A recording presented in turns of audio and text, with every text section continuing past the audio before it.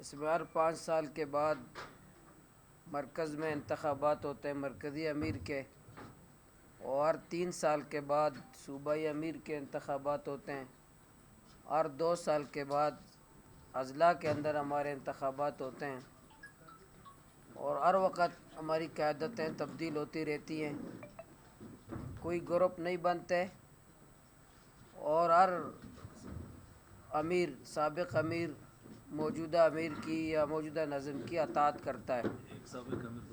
اور ایک سابق امیر صوبہ ہمارے متین بھائی بھی موجود ہیں، دیکھیں اطاعت کی واضح ثبوت ہے۔ آج جو بلوچستان ہے، دیکھیں بلوچستان ایک سیاسی صوبہ ہے ملک میں، اللہ پاک نے بے شمار دولت سے اللہ پاک نے بلوچستان کو نوازا ہے، لیکن بدقسمتی سے آج سب سے زیادہ غربت جہالت بھی بلوچستان میں ہے۔ سی پیک 2 ملک پاکستان اور چائنا ایک اقتصادی راہداری کا پاک چائنا اقتصادی راہداری کا معاہدہ کرتے ہیں، اربوں ڈالر کا معاہدہ ہوتا ہے، اور کہتے ہیں بلوچستان اس کی ریڑھ کی ہڈی کی حیثیت رکھتا ہے،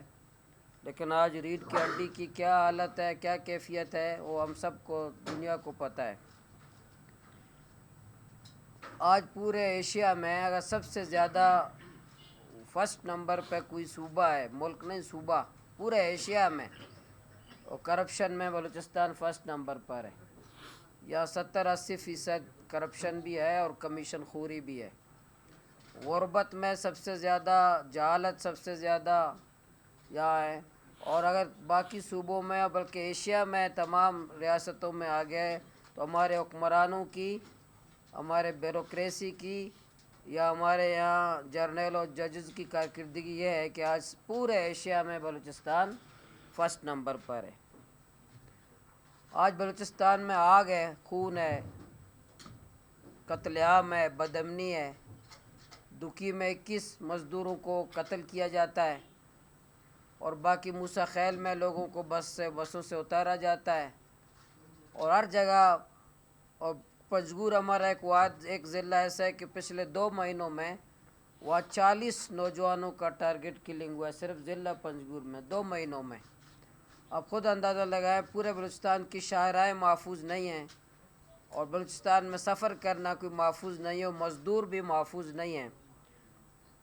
اور اسی طرح آج ہمارے نوجوان، بلوچستان کے نوجوان ملک سے، سیاست سے، پارلیمان سے، عدلیہ سے وہ مایوس ہے، بلکہ مایوسی سے پھر کہتے ہیں ناراضگی، پھر ناراضگی سے پھر بیزاری، نوجوان اسی طرف آج چلے گئے ہیں، وہ پوری ہماری سیاسی جماعتوں سے مایوس ہو گئے ہیں۔ اور بلوچستان میں پہلے تو یہاں نوکریاں بکتی تھیں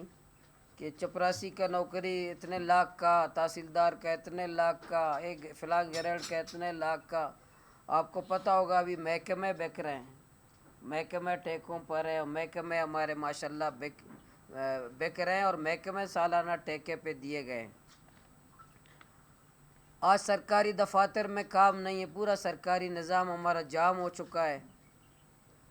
کوئی عوام کی خدمت وہاں نہیں ہو رہی۔ بے روزگاری پہلے سے ہے، لیکن ایپیکس کمیٹیاں بنائی گئی ہے،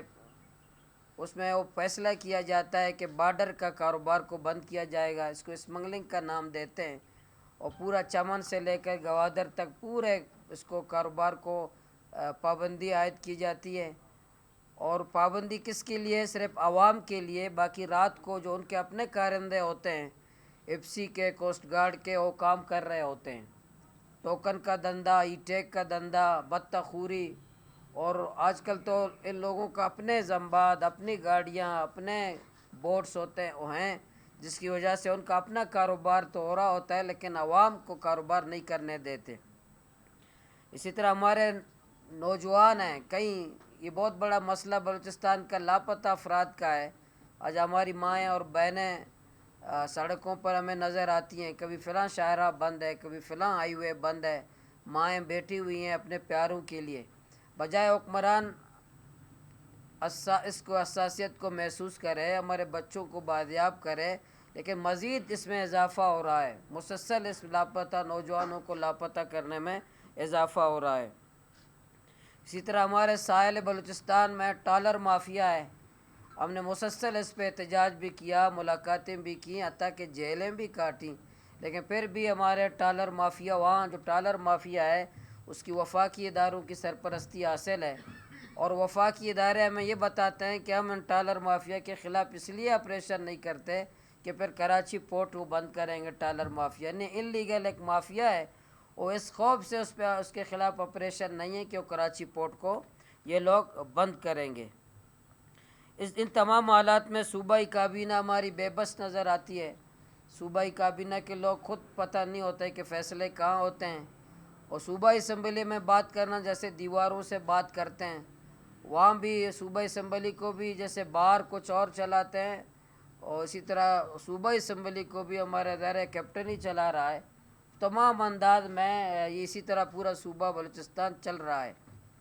تو جماعت اسلامی بلوچستان نے پہلے بھی اور ہر وقت یہاں مرکز نے بھی جتنے ہمارے عمرہ ہیں، مرکزی امیر ہیں، صوبائی عمرہ ہیں، ہم نے ہر وقت ظلم اور جبر کے خلاف ہم نے مزاحمت کی ہے۔ سید ابوالعالیٰ مودودی رحمۃ اللہ علیہ ہمارے پہلے امیر تھے، جب ابھی حافظ نعیم الرحمن صاحب تک ہر وقت ہم نے ظلم اور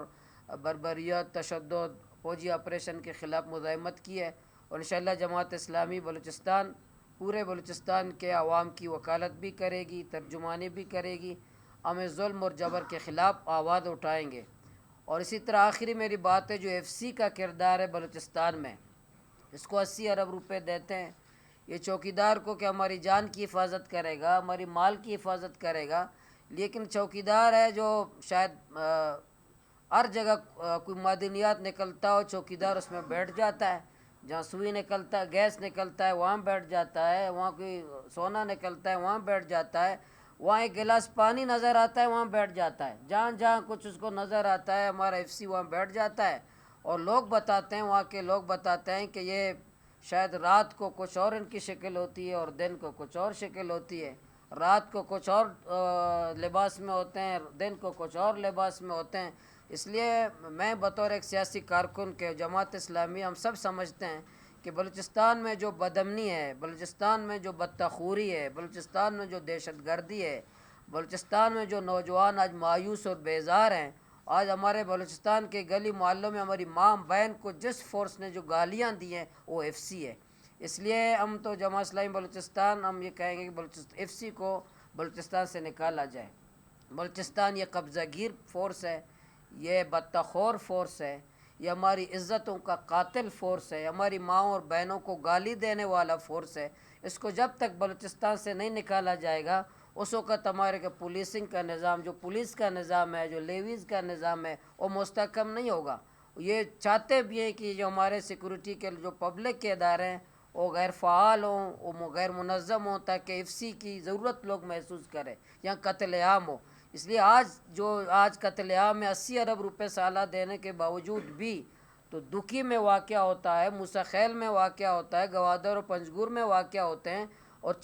2 مہینوں میں 40 نوجوان پنجگور میں قتل ہوتے ہیں۔ یہ اس بات کے دلیل ہے کہ ایف سی کو بلوچستان سے نکلنا چاہیے۔ یہ چوکیدار ناکام ہوا ہے، چوکیدار ہماری جان کی حفاظت میں ناکام ہوا ہے، ہماری مال کی حفاظت میں ناکام ہوا ہے، تو اس چوکیدار کو تبدیل کرنے کی ضرورت ہے، چوکیدار کو نکالنے کی ضرورت ہے، جس کی وجہ سے آج ریاست کے خلاف اگر نفرت ہے، جس کی وجہ سے آج لوگ اس سیاست جمہوریت سے مایوس ہیں، جس کی وجہ سے آج نوجوان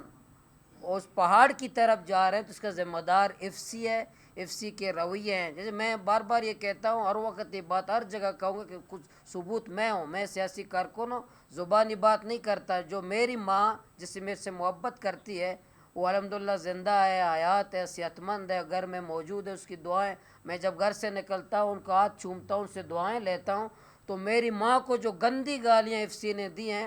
میں اپنی ماں کو خوبصورت شکل نہیں دے سکتا۔ ایسی رد عمل، اتنی نفرت ہے کہ میں جب ماں کو اپنا خوبصورت چہرہ دیکھتا ہوں تو ایف سی کی گالیاں مجھے یاد آتی ہیں، تو میں نہ باہر سکون سے رہ سکتا ہوں، نہ گھر میں سکون سے رہ سکتا ہوں۔ تو باقی ایسے نوجوان جو رد عمل آ کر کے گئے، اس لیے ایف سی کسی صورت میں بلوچستان میں قبول نہیں ہے۔ تو جماعت اسلامی بلوچستان انشاءاللہ یہ جدوجہد کرے گی اس ظلم اور جبر کے خلاف،